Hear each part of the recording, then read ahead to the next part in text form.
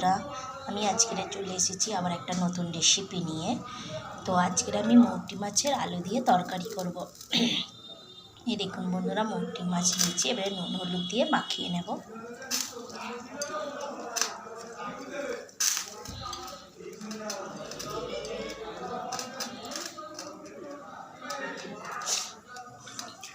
দিয়ে মাখিয়ে নেবো।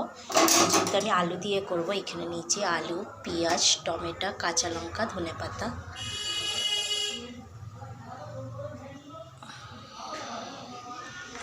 তো আমি এবারে কড়াইয়ের মধ্যে তেল দিয়ে দেব।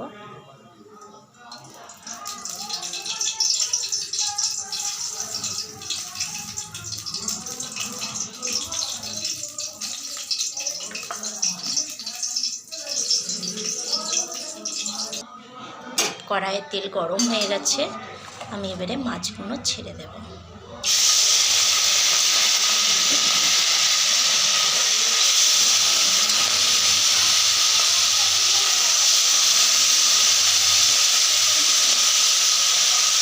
মাছগুলো আমি ভেজে নেব। এই দেখুন বন্ধুরা, মাছগুলো ভাজা হয়ে গেছে। এবারে আমি কড়াইয়ের মধ্যে দিয়ে দেব আলুগুলো।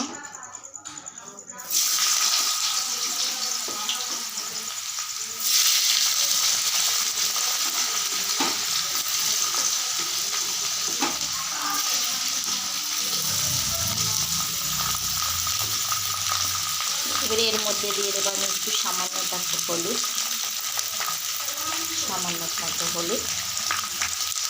আর সামান্য মতো একটু নুন দিয়ে দেব। দিয়ে ভালোভাবে আলুটাকে ভাজা করে নেব।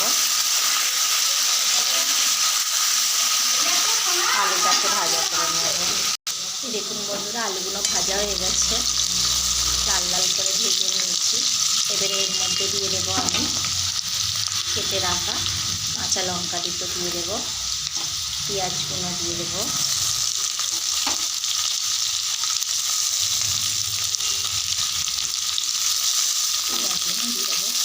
দিয়ে ভালোভাবে নাড়াচাড়া করে নেব।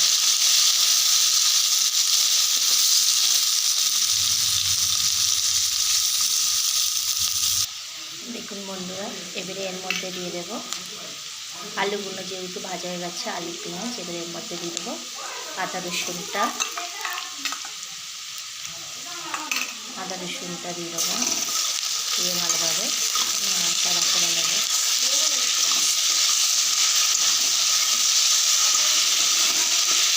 এবারে কেটে রাখা টমেটোগুলো দিয়ে দেবো।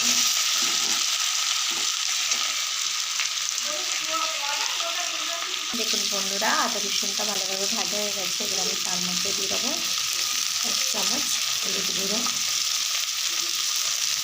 যেহেতু আমি দুটো কাঁচা লঙ্কা দিয়েছি, এই জন্য অল্প পরিমাণে আমি ঝাল দেবো, 1 চামচই দেবো। দিয়ে সামান্য একটু জল দিয়ে নাড়াচাড়া করে নেব।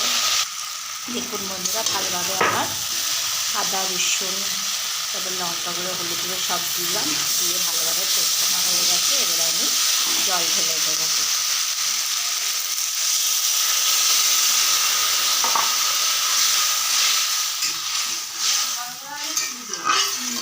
জল ঢেলে দিলাম। দেখুন বন্ধুরা, আমার তরকারি ফুটে গেছে, তো আলু সিদ্ধ হয়ে গেছে। এবারে আমি ভেজে রাখা মাছগুলো দিয়ে দেব।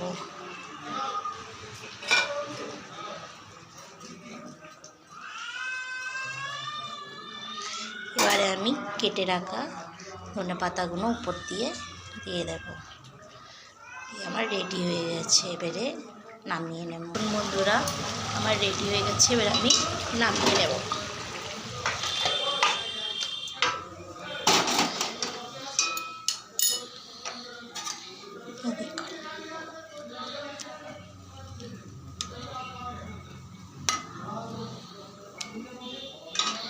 দেখুন বন্ধুরা, আমার রেডি হয়ে গেছে মৌটি মাছের তরকারি।